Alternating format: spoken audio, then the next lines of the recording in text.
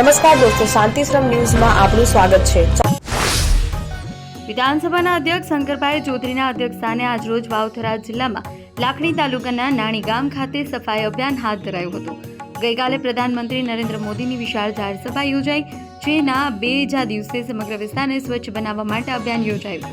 સફાઈ અભિયાનમાં વિધાનસભાના અધ્યક્ષ શંકરભાઈ ચૌધરી પોતે ઉપસ્થિત રહી સક્રિય રીતે જોડાયા હતા।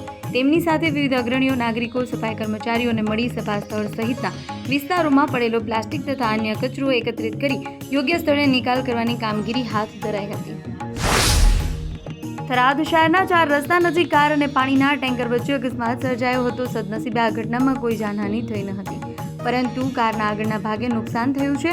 આ ટેન્કર માર્ગ પર વૃક્ષોને પાણી આપવામાં કામ માટે ઊભું રાખવામાં આવ્યું હતું।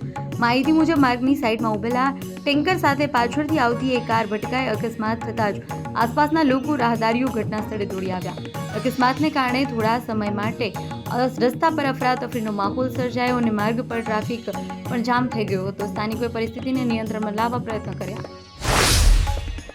બનાસકાંઠાના કાંકરેજ તાલુકાના શિરોહી માર્કેટ યાર્ડમાં તમાકુની હરાજી શરૂ થઈ છે। થરા એપીએમસીના ચેરમેન ઈશ્વરભાઈ પટેલની હાજરીમાં હરાજીનો પ્રારંભ કરાયો। પ્રથમ દિવસે 12,000થી વધુ તમાકુની બોરીઓની આવક નોંધાઈ હતી। હરાજીમાં તમાકુના ભાવ પ્રતિ મણ 1,400 રૂપિયાથી 2,155 રૂપિયા સુધીના રહ્યા। આ ભાવને કારણે ખેડૂતોમાં મિત્ર પ્રતિસાદ જોવા મળ્યો હતો। કેટલાક ખુશ હતા, જ્યારે કેટલા નિરાશ હતા।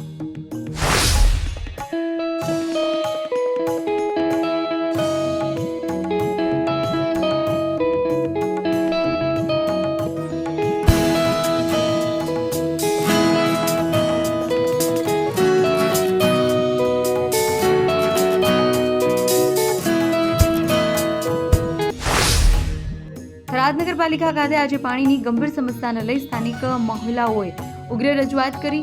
નગરના દોરાવાસ બસ સ્ટેન્ડ વિસ્તારમાં છેલ્લા કેટલાક સમયથી અપૂરતા અને અનિયમિત પાણી પુરવઠાથી મહિલાઓમાં ભારે રોષ જોવા મળ્યો। મહિલાઓના જણાવ્યા અનુસાર તેમના વિસ્તારમાં પાણીનો પુરવઠો અનિયંત્રિત અને અપૂરતો આવે છે, જેને કારણે દૈનિક કાર્યોમાં ભારે મુશ્કેલીઓનો સામનો કરવો પડે છે। આ સમસ્યાના કાયમી નિરાકરણ માટે મોટી સંખ્યામાં મહિલાઓ નગરપાલિકા કચેરીએ પહોંચી હતી અને નિયમિત પાણી પુરવઠો પૂરો પાડવાની માંગ કરી હતી। શક્તિપીઠ અંબાજીમાં ચૈત્રી પૂર્ણિમા મહોત્સવ નિમિત્તે શ્રદ્ધાળુઓનું મહેરામણ ઉમટી પડ્યું હતું। મોટી સંખ્યામાં માય ભક્તો પગપાળા અને સંઘો સાથે ઉમટી પડ્યા। અંબાજી તરફ જતા તમામ માર્ગે બોલમાળી અંબે, જય જય અંબેના નાદ સાથે ભક્તિમય બની ગયો હતો। આજે વિવિધ વિસ્તારોમાં અનેક સંઘો અંબાજી મંદિર પહોંચ્યા, જ્યારે કે સાણંદથી આશરે 150થી 200 ભક્તોનો સંઘ ધજા સાથે આવી પહોંચ્યો હતો। આ સંઘ છેલ્લા 25 વર્ષથી સતત અંબાજી આવી માતાજીને ધજા અર્પણ કરે છે। રાજ્યમાં વધુ એક વિભાગમાં બઢતી સાથે બદલીના આદેશો જાહેર કરવામાં આવ્યો છે। રાજ્યના કૃષિ, ખેડૂત કલ્યાણ અને સહકાર વિભાગ દ્વારા અધિકારીઓની બદલી અને બઢતી અંગે મહત્વપૂર્ણ નિર્ણય લેવામાં આવ્યો છે। વિભાગના અલગ અલગ એકમોમાં કાર્યરત કુલ 46 મદદનીશ ખેતી નિયામક વર્ગ 2ના અધિકારીઓની સામૂહિક બદલીઓ કરવામાં આવી છે। સાથે જ રાજ્યના ખેતી અધિકારી સંવર્ગના 18 કર્મચારીઓને બઢતી આપવામાં આવી છે। Simco sunlight paints, Simco sunlight paints કવિન સાફ્ટર મશીનથી કલર બનાવનાર નવીન ઘરને સુશોભિત કરવા એકવાર અવશ્ય મુલાકાત લો। Simco sunlight paints, Simco sunlight paints. રાજ્યના શિક્ષણ ક્ષેત્રના કારકિર્દી બનાવવા માંગતા યુવાનો માટે મોટી ખુશખબર સામે આવી છે। ગુજરાત સરકારના શિક્ષણ વિભાગ દ્વારા ધોરણ 1 થી 5ના ગુજરાતી માધ્યમના 11,000 વિદ્યા સહાયકોની બમ્પર ભરતીની જાહેરાત કરવામાં આવી છે। લાંબા સમય બાદ આવી રહેલી આ ભરતીને કારણે ટેટ 1 પાસ કરેલા હજારો ઉમેદવારોના ઉત્સાહનો માહોલ જોવા મળ્યો। ભારતીય ઇતિહાસના સુવર્ણ અક્ષરે લખાયેલું નામ એટલે સમ્રાટ સંપ્રતિ। સમ્રાટ અશોકના પુત્ર અને અહિંસાના અનન્ય ઉપાસક એવા સંપ્રતિ મહારાજના આદેશોને જીવંત રાખવા માટે હવે ગાંધીનગરના કોબા જૈન દેરાસર ખાતે ભવ્ય સમ્રાટ સંપ્રતિ મ્યુઝિયમનું નિર્માણ કરવામાં આવ્યું છે। પીએમ નરેન્દ્ર મોદીના હસ્તે લોકાર્પિત થયેલું આ મ્યુઝિયમ ભારતીય સંસ્કૃતિ, જૈન દર્શન અને જ્ઞાન પરંપરાનો એક શક્તિશાળી સેતુ બની રહેશે। સમ્રાટ સંપત્તિ મ્યુઝિયમમાં 5મીથી 15મી સુધીનો ઇતિહાસ, અમૂલ્ય ખજાનો, 7 અલગ અલગ ગેલેરી અને 2000થી વધુ દુર્લભ હેરિટેજ વસ્તુઓ 23 એપ્રિલથી લોકો જોઈ શકશે।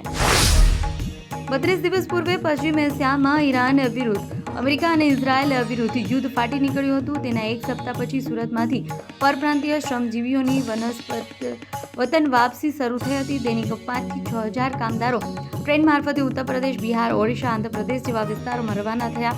છેલ્લા 30 દિવસમાં સુરતના વિવિધ ઉદ્યોગમાંથી કમસે કમ 1.5 લાખથી વધુ પરપ્રાંતીય કામદારો સુરત છોડી વતન ભેગા થઈ ચૂક્યા છે.